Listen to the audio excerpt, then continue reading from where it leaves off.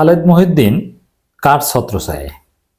খালেদ মহিউদ্দিন কার হয়ে কাজ করছেন? তার লক্ষ্য উদ্দেশ্য কি?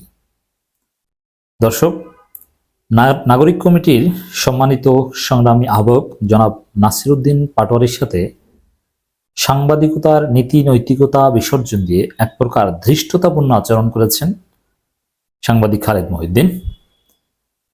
ঠিকানায় খালেদ মহিউদ্দিন ইউটিউব চ্যানেলে, সম্ভবত চ্যানেল 24 এটা টেলিকাস্ট হয়েছিল একটা নির্দিষ্ট সময় পর্যন্ত। কে কার ছত্রছায়ায় এই শিরোনামে একটা টকশো হয়েছিল, যেটা নিয়ে তরুণ প্রজন্মের মধ্যে এখন ক্ষোভ বিরাজ করছে। যে টকশোতে খালেদ মহিউদ্দিন সাহেব নাসিরউদ্দিন পাটোয়ারীকে ধমকিয়েছেন, ধমক দিয়েছেন এবং রেগে তেলে বেগুনে জ্বলে উঠেছিলেন। এটা কেন করেছেন?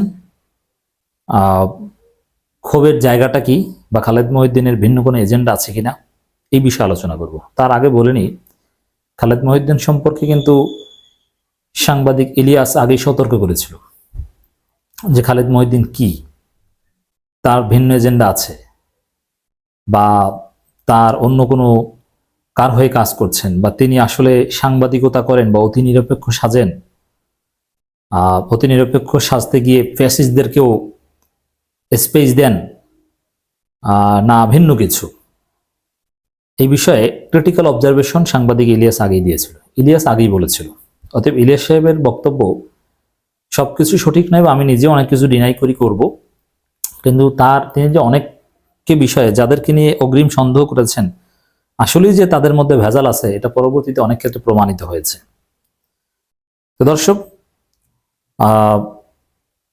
খালেদ মহিউদ্দিন এই টকশোতে প্রথম দিকে কিন্তু সমতা বজায় রেখেছিলেন, নিরপেক্ষতা বজায় রেখেছিলেন। কে কার ছত্রছায়ায় এই শিরোনামে টকশোতে ব্যারিস্টার রুহুল কুদ্দুস কাজল, অত্যন্ত ভদ্র এবং জ্ঞানী মানুষ, বিএনপির আইনজীবী,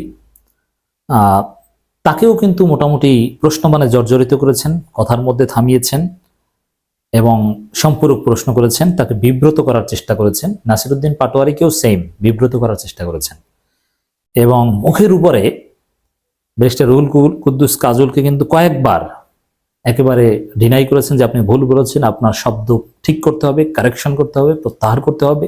নেতৃত্বে ছাত্ররাই ছিল জুলাই অগাস্ট গণঅভ্যুত্থানে, আপনারা পারেননি, আপনারা করেছেন, নানান কিছু কিন্তু বলেছে। এর মানে নিরপেক্ষতার জায়গায় কিন্তু দীর্ঘক্ষণ ঠিক ছিলেন। অতএব নাসিরউদ্দিন পাটোয়ারীকে বিভিন্নভাবে ঘুরিয়ে পেঁচিয়ে প্রশ্ন করা বা কথার মধ্যে সম্পূরক প্রশ্ন আটকে দেওয়া, এটা খালেদ মহিউদ্দিনের স্বাভাবিক এডিটোরিয়াল পলিসি। আমি এটাকে নেগেটিভলি দেখি না, দুইজনের ক্ষেত্রেই করেছেন বা অন্য যে কোনো আলোচকের ক্ষেত্রেই করেন। কিন্তু এই টকশোতে একটা পর্যায়ে এসে খালেদ মহিউদ্দিনের ব্যক্তিগত ক্ষোভের বহিঃপ্রকাশ, যেটা একজন সাংবাদিকের ক্ষেত্রে একেবারেই অনুচিত, এটা আমি দেখেছি। ব্যক্তিগত ক্ষোভ থেকে, তার ব্যক্তিগত একটা জায়গা থেকে নাগরিক কমিটি কিংবা বৈষম্যবিরোধী ছাত্র আন্দোলন নাসিরউদ্দিন পাটোয়ারীর সাথে লিমিট ক্রস করেছেন। দেখেন, বেশ কয়েকবার আপনাদেরকে মাতব্বরি করতে কে বলেছে, আপনারা বিভিন্ন জায়গায় সালিশি করতে যান, অমুক তমুক ভোটে জিতে আসেন, এগুলো আমি নেগেটিভলি দেখি না।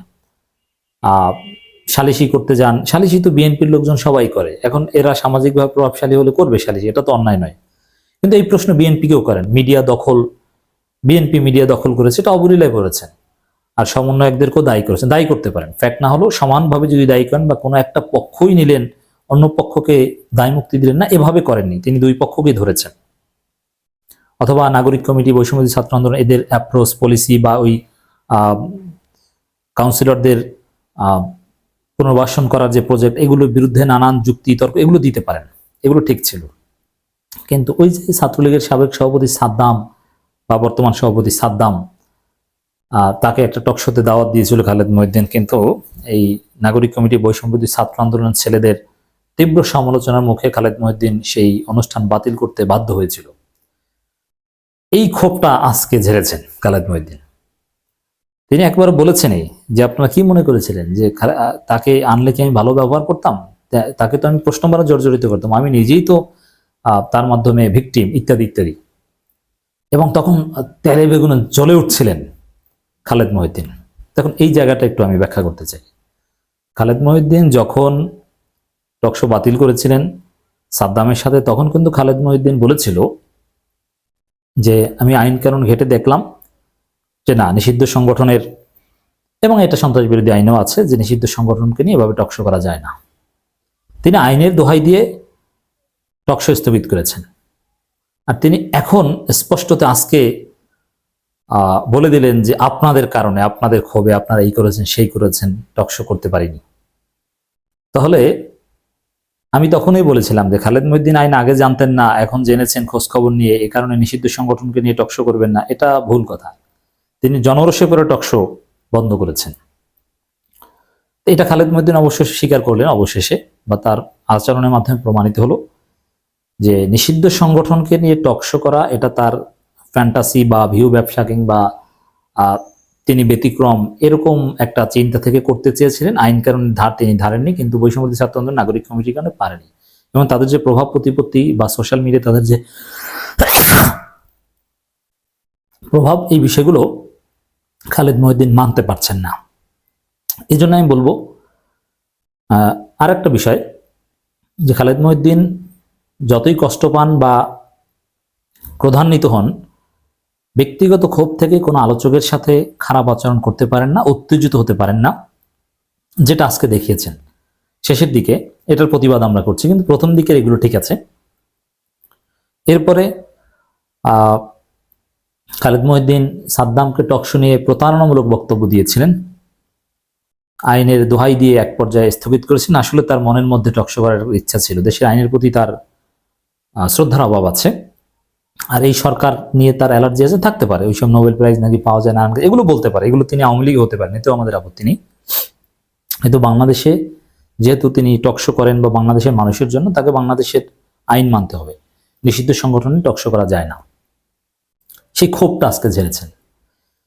আর খালেদ মহিউদ্দিন এখানে আরো একটা বড় মিস্টেক করেছেন, সেটা হচ্ছে এটা করবেন না, এটা বাদ দেন। এটা ভাই, এটা কোন এথিক্সে পড়ে জার্নালিজমের এথিক্স নিয়ে তো নাসিরউদ্দিন পাটোয়ারিকে ব্যাপক ধমক দিয়েছেন যে ছাত্রলীগের সভাপতি কোথায় আছে, আপনার সাথে যোগাযোগ আছে বলে দিন, আমি কেন ইন্টেলিজেন্সকে বলবো। দেখেন, এখানে কিছু প্রশ্ন স্পষ্ট, কোনো দল বা সংগঠনের সাথে সাংবাদিক হিসেবে যোগাযোগ থাকাটা এটা থাকতে পারে, কিন্তু আপনি বাংলাদেশের নাগরিক হিসেবে খালেদ মহিউদ্দিনকে যদি ধরেন যে গণহত্যাকারী এটা কোথায় আছে, এটা আপনি কেন বলবেন না, তখন এটা কিন্তু আমরা ধরতে পারি। সাংবাদিক হিসেবে নয়, নাগরিক হিসেবে খালেদ মহিউদ্দিনের দায়বদ্ধতা রয়েছে গণহত্যাকারীরা, নির্যাতনকারীরা, নারী নির্যাতনকারীরা কোথায় আছে তাদের ট্রেস করে দেয়া, যেহেতু তিনি জানেন তার সাথে যোগাযোগ আছে। নাগরিক হিসেবে, সাংবাদিক হিসেবে তিনি যুদ্ধ সাংবাদিকতা করতে পারেন, এটা ভিন্ন। আর এটা করবেন না অমুক তমুক এই ধমক, এটা সাংবাদিকতার নীতিমালায় পড়ে না।